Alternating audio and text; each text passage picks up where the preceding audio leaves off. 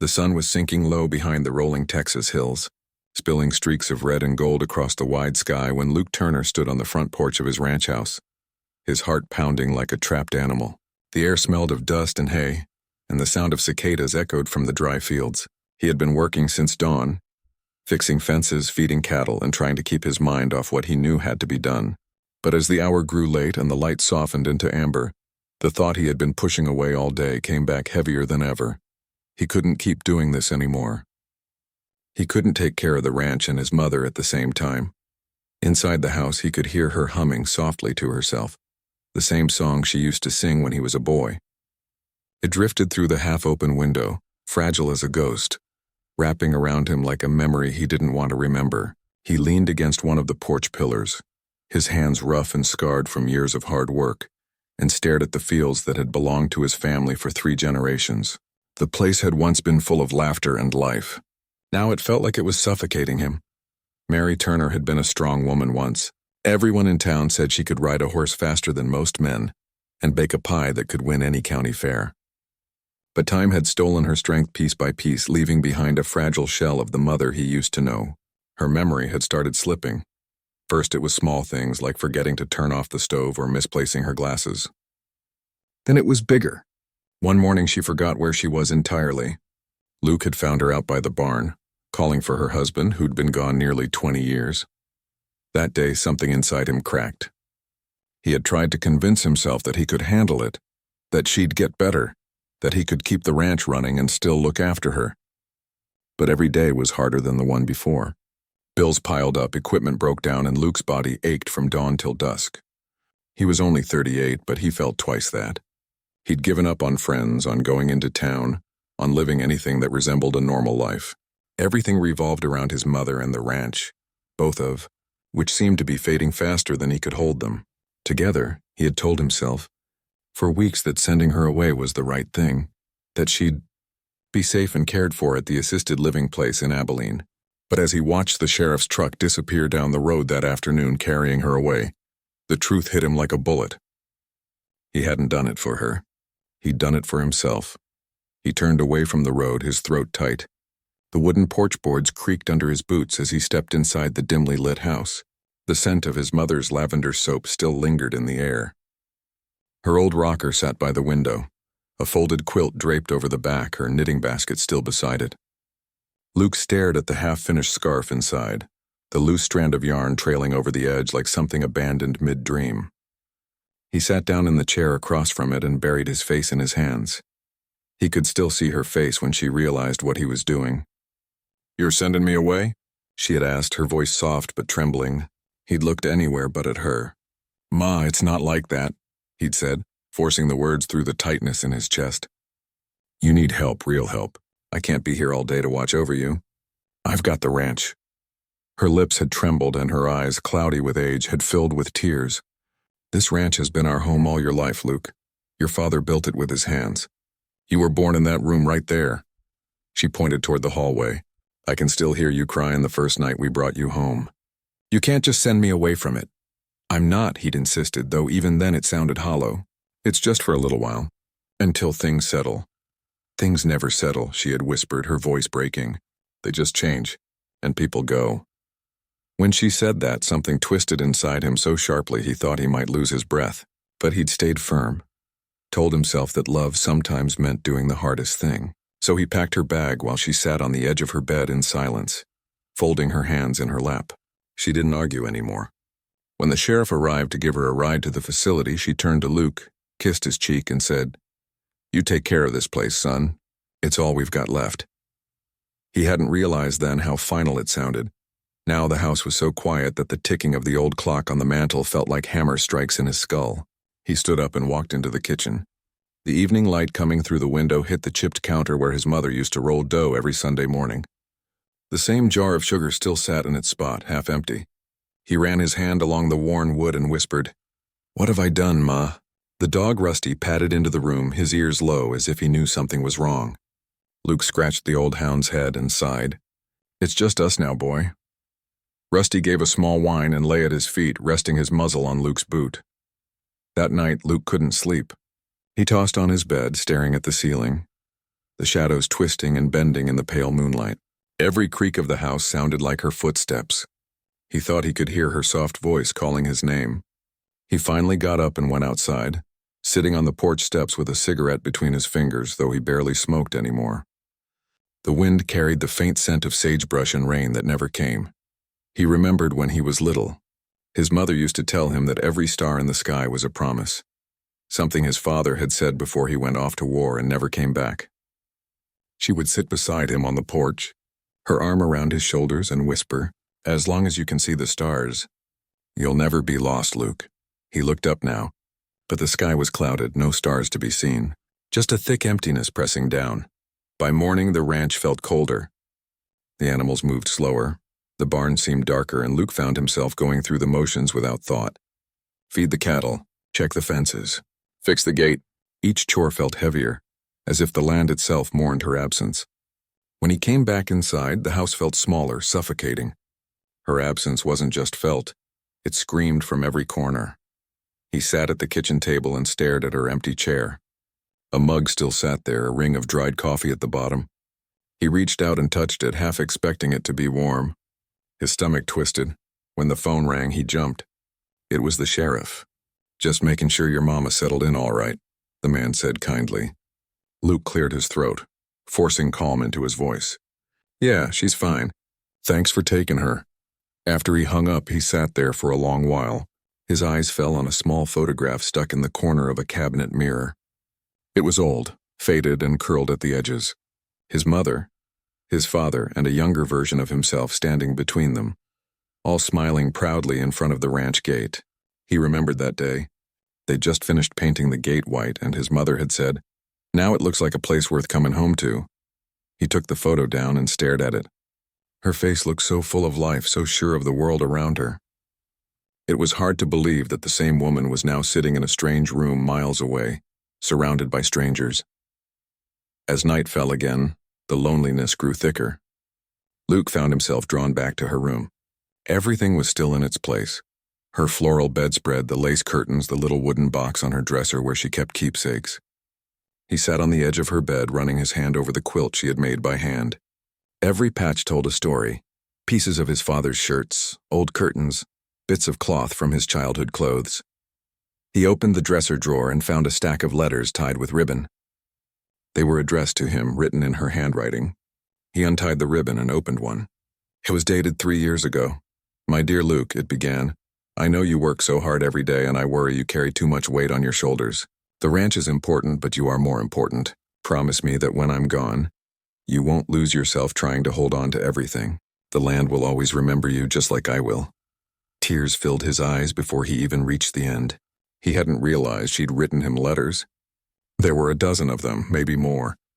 He couldn't bring himself to open the rest. He sat there for hours until the first light of dawn slipped through the curtains. For the first time in years, he felt small, like that scared boy watching his father's coffin lower into the ground. He whispered into the quiet room, "I'm sorry, Ma, I should have kept you here." But it was too late now. The echo of his voice faded into the stillness, swallowed by the empty house. Outside, the wind picked up, carrying dust across the open fields.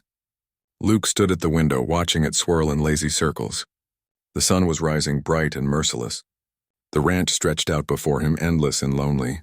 He had thought he was saving himself from drowning. But he realized now he'd just thrown away the only hand that ever kept him above water. He walked out to the porch, where her old watering can still sat beside the steps. A few wildflowers she'd planted last spring were still clinging to life, small bursts of purple and yellow against the dry soil. He crouched down and touched the petals gently. "You'd hate to see 'em dry out," he murmured. He carried the can to the pump, filled it, and watered the flowers like she used to. As he poured, he could almost hear her behind him, teasing him the way she always did. "You missed that one, Luke. Don't drown the poor thing." He smiled faintly. "I'll come get it," he said finally. The man gave him directions, and Luke wrote them down with shaking hands. After hanging up, he sat there at the table, staring at the note. The lamp flickered above him, throwing his shadow long across the wall. Rusty lifted his head, watching him curiously. "She left the home, Rusty," Luke said under his breath. "Why would she do that?" The dog only whined softly, as if sensing something was wrong.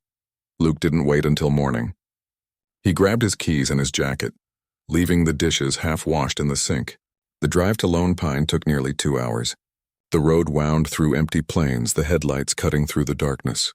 His thoughts were a mess: guilt, worry, anger, and something else he couldn't name. He replayed the last conversation he had with her over and over again. "You take care of this place, son. It's all we've got left." Had she known she wasn't staying?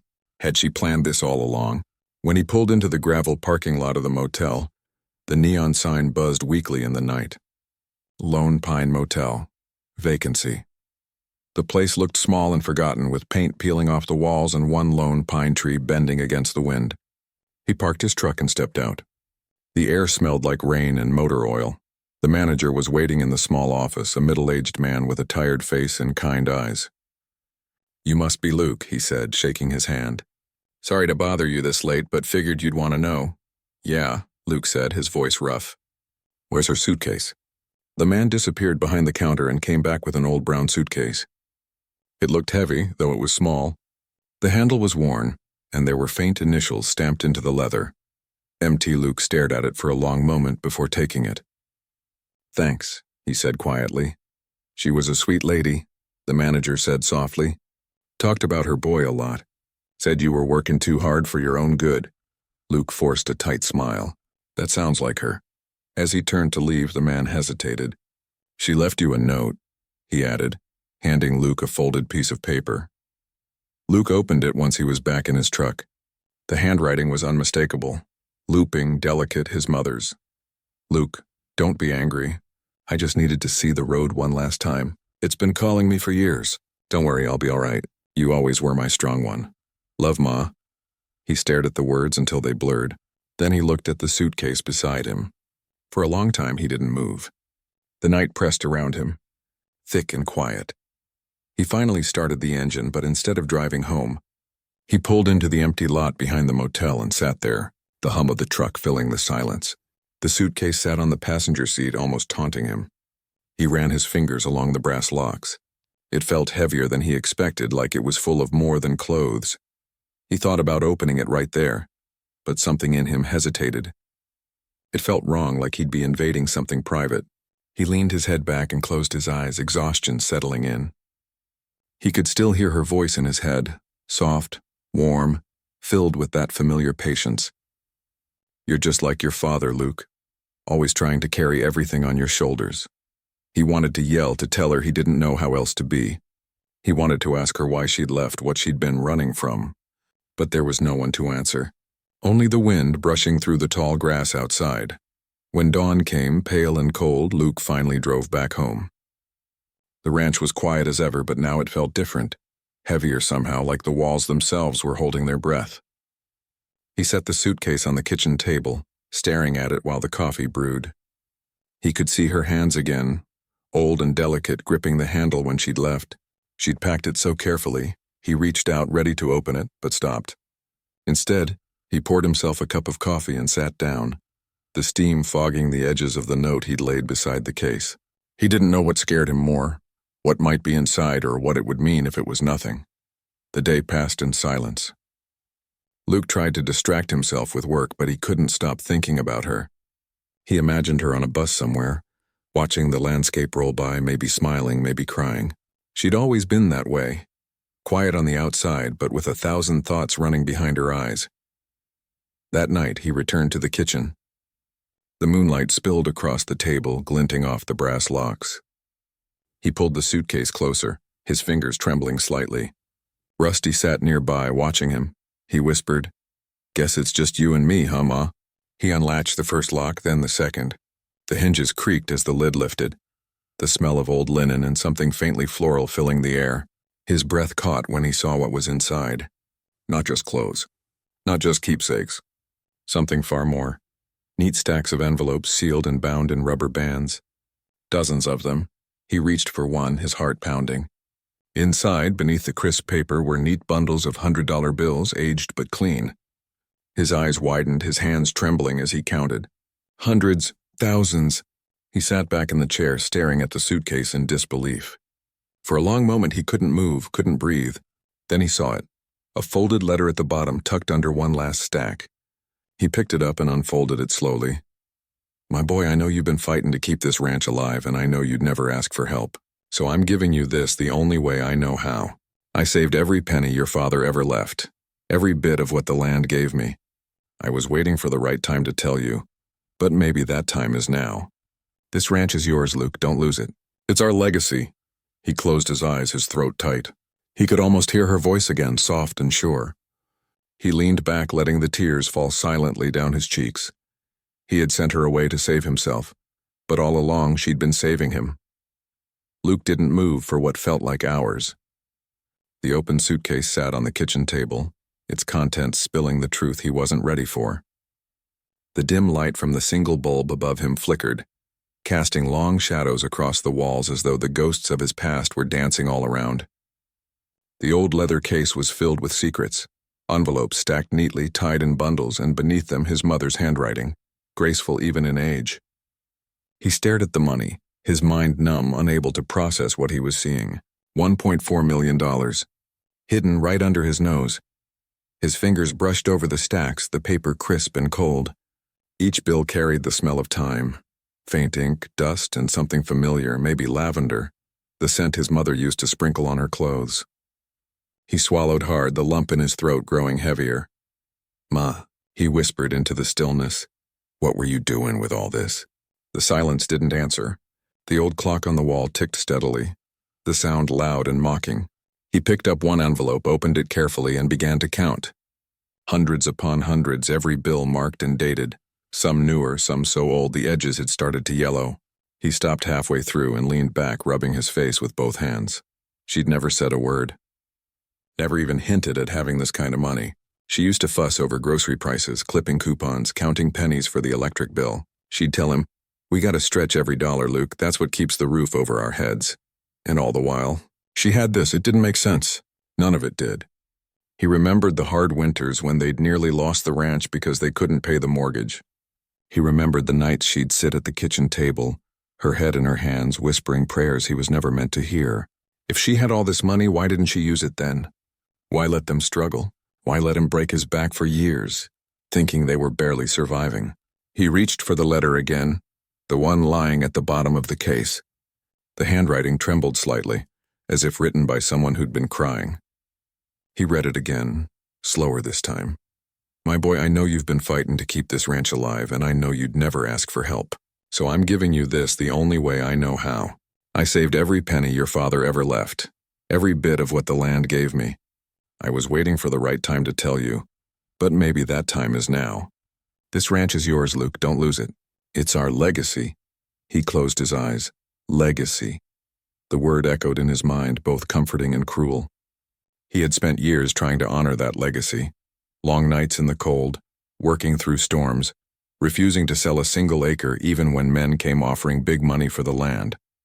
And she had been there all along, quietly saving for him, protecting the ranch in her own way. He felt something break inside him, a mix of love, regret, and shame all tangled together. He slammed his fist lightly on the table, the sound startling Rusty, who had been dozing by the door. "Why didn't you tell me, Ma?" he said hoarsely. "Why'd you make me think we had nothing?" He stood up and began pacing the kitchen. The floorboards creaked beneath his boots. He could almost hear her voice again, gentle but firm. "A man's gotta earn what he keeps, Luke. It don't mean nothing if it's just handed to him." Maybe that was it. Maybe she wanted him to learn, to struggle, to understand the worth of what he was fighting for. But still, this was too much to take in. He stopped by the window, staring out into the night. The moon was bright and full, laying silver light across the fields. He imagined her walking out there, her shawl fluttering in the wind the same way she used to when she went out to call the cattle at dusk. His chest tightened. She was gone now, but it felt like she was every... He took the suitcase with him, not because he needed the money, but because it felt like the last piece of her he had left. As he drove down the long dirt road leading away from the ranch, he rolled the window down. The wind whipped through the truck, carrying the scent of earth and wildflowers. The land stretched wide around him, endless and familiar. Every bend of the road brought a new memory. The creek where she used to wash clothes when the old washer broke. The small hill where his father used to teach him how to ride. The churchyard where they buried his father years ago. He slowed down as he passed it, his eyes catching on the headstones glinting in the morning light. He pulled over and sat there for a long moment. The suitcase rested on the passenger seat, silent but heavy with meaning. He whispered, "You saved every bit of him for me, didn't you, Ma?" He got out and walked to the gate. The air was cool and still, the grass damp from dew. He stood by his father's grave for a while, not saying much, just listening. Somehow he felt her there too. When he finally returned to the truck, the guilt had softened a little. He didn't feel forgiven, not yet, but he felt closer to understanding. His mother hadn't hidden the money out of mistrust. She'd done it because she believed in him, because she wanted to make sure he'd never lose what they'd built together. Back at the ranch, Luke carried the suitcase into her room. He placed it gently on the floor beside her rocking chair. "This is where it belongs," he murmured. "Right here with you." He stood there a while longer, then whispered, "I'll take care of it. I promise." The wind rustled through the curtains, and for the briefest second it sounded like her voice, soft, proud, and full of love.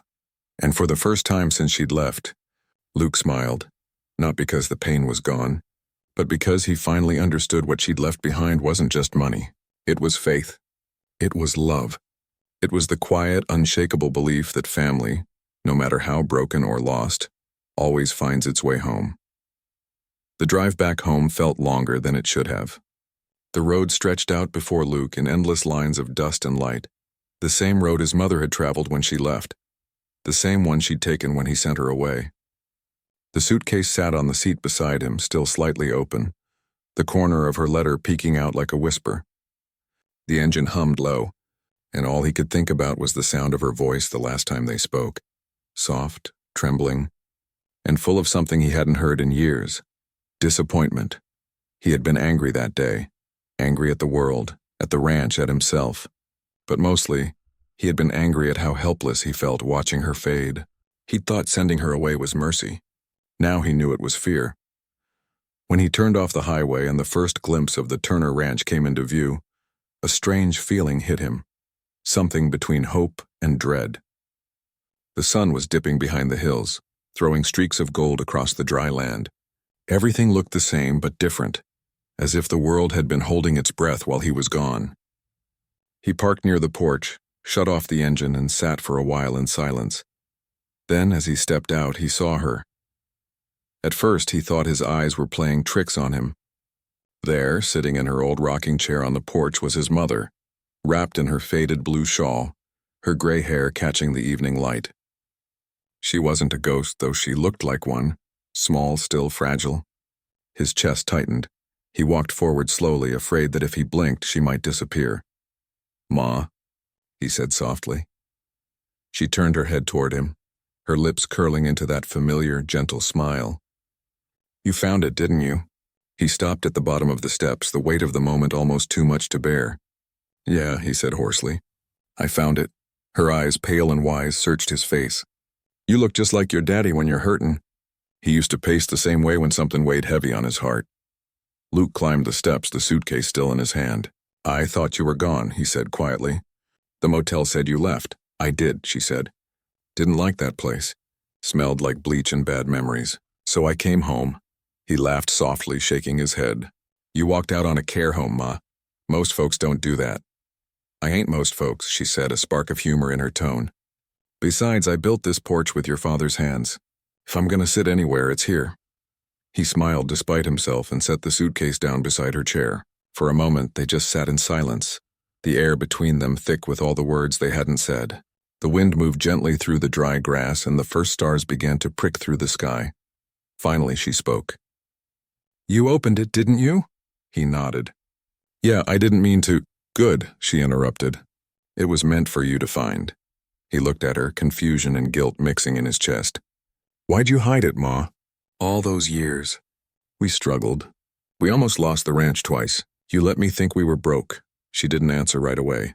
Instead, she reached down and touched the suitcase, running her wrinkled fingers along the old leather. "That money ain't just paper, Luke. It's every piece of this land. Every fence your daddy built, every calf we raised, every sunrise we worked through. I wasn't saving it to spend. I was saving it to remind you where we came from, to make sure when the world got too heavy you'd still have something to hold on to." He swallowed hard, his throat tight. "You should have told me," she smiled sadly. "You wouldn't have listened. You had too much of your father in you, proud, stubborn, and always thinking you got to do it alone." He laughed quietly, tears burning behind his eyes. "You're not wrong." She looked at him for a long moment, her eyes softening. "You were angry with me when you sent me away, weren't you?" He lowered his gaze. "I thought I was protecting you, but really I was just tired. Tired and scared." Her hand reached out, trembling slightly, and rested against his cheek. "You're only human, Luke. We all get tired. But love don't run from pain. It learns to walk beside it." He nodded, tears slipping down his face. He took her hand and held it tightly. "I'm sorry, Ma. I shouldn't have sent you away." "I should have—" She hushed him gently, her thumb brushing his cheek.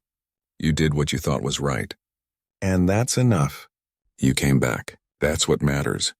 They sat there as the night deepened, the moon climbing high above the ranch. The cicadas sang in the fields and the wind carried the faint scent of rain. Luke watched her, memorizing every line of her face, every flicker of her smile. She seemed so calm, so at peace, as if she'd been waiting for him to understand. After a while, she said softly, "You remember what your daddy used to tell you about the land?" Luke nodded. "He said it don't belong to us when we just borrow it for a while." "That's right," she said. "And while it's ours, we take care of it, and of each other." He looked out over the dark fields, the outline of the barn barely visible in the distance. "I'll take care of it, Ma," he said quietly. "I'll make it what you and Dad wanted it to be," she smiled. "I know you will. You've got Turner blood, strong and stubborn." A soft breeze lifted the edge of her shawl and she tilted her head back, gazing up at the stars. "Your daddy always said the sky was God's handwriting, proof he never forgot us." Luke followed her gaze, the stars shimmering like silver dust scattered across black velvet. He hadn't looked up at the sky like that in years. "It's beautiful," he whispered. "It always was," she said. They stayed like that for a long time, saying nothing. The night wrapped around them like a blanket. The world shrinking down to just the two of them, mother and son, the last of the Turners, sitting on the porch their family had built with bare hands and hard love. Eventually she sighed and leaned back in her chair. "I think I'll rest a bit," she murmured. Luke nodded. "I'll get you some tea." He went inside, put the kettle on, and glanced back through the window. She was still there, her shawl drawn around her shoulders, her eyes closed, the faintest smile on her lips. For a moment he thought how peaceful she looked, how much like herself. When he came back out a few minutes later, the tea steaming in his hands, she was still sitting just as before. The wind had quieted and the world seemed to hold its breath. "Ma?" he said softly. She didn't move. He set the cup down and knelt beside her, gently touching her hand. It was cool, her fingers still curled slightly as though she'd been holding on to something invisible. Her face was serene, her eyes closed as if she'd simply drifted off to sleep. Luke's breath caught. For a long moment he couldn't move, couldn't think. Then the truth hit him and the tears came, hot, silent, unstoppable. He pressed his forehead against her hand, whispering, "It's okay, Ma. It's okay." He sat there with her until the sky began to lighten with dawn. The first rays of sun touched the horizon, painting the ranch in gold. Birds started to sing, the world waking up while his heart broke quietly in his chest. He buried her beside his father, under the old oak tree near the west fence, the place she used to sit every evening to watch the sunset. The town came out to say goodbye, but Luke barely heard the words. All he could think about was her smile, her laughter, the way she'd hum while she cooked. After the funeral, he came back to the house. It felt different, not empty this time, but full. Full of her spirit, her love, her memory. The air itself seemed softer. He walked into the kitchen where the suitcase still sat on the table. The light from the window hit it just right, making the brass clasps shine. He sat down beside it, ran his fingers along the worn leather, and smiled faintly. "I did find it, Ma," he said quietly, "and I'll make sure it does what you wanted. I promise." Over the next few weeks, Luke began rebuilding the ranch. He hired help, repaired fences, painted the barns, and brought new life to the land. Every morning he'd talk to her while he worked. "You'd like how the garden looks now," he'd say. or the east pasture's finally holding green again. He even replanted her favorite wildflowers near the porch, the purple kind that caught the morning light. The work was hard, but it felt different now. He wasn't doing it out of duty or desperation. He was doing it for her, and for himself. One evening, months later, he sat on the porch with Rusty at his feet. The ranch stretched before him, golden in the sunset, the air filled with the smell of earth and new hay. He looked out at the fields and felt something he hadn't felt in years: peace. He took a deep breath and smiled. "We did it, Ma," he said softly. The wind picked up, brushing through the wildflowers. Somewhere in that gentle whisper he could almost hear her voice, soft and proud. "Told you you could, Luke." He chuckled, wiping a tear from his cheek. "Yeah," he whispered. "You were right, as always." As the sun sank behind the hills, Luke leaned back in his chair. The same chair that had once held his mother, now facing the same horizon she loved. The air cooled. The stars began to appear one by one, and the ranch settled into the quiet rhythm of night. For the first time in his life, Luke didn't feel alone. He felt her in the breeze, in the creak of the porch, in the warmth that lingered around him. The money had saved the ranch, but it was her love, stubborn, patient, and everlasting, that had saved him. He looked up at the stars, remembering her words from long ago. "As long as you can see the stars, you'll never be lost, Luke." He smiled through his tears. "I see 'em, Ma," he whispered. "I see 'em all." And as the night deepened, the Turner Ranch stood strong again. A home rebuilt not from money, but from memory, forgiveness, and the kind of love that never truly leaves.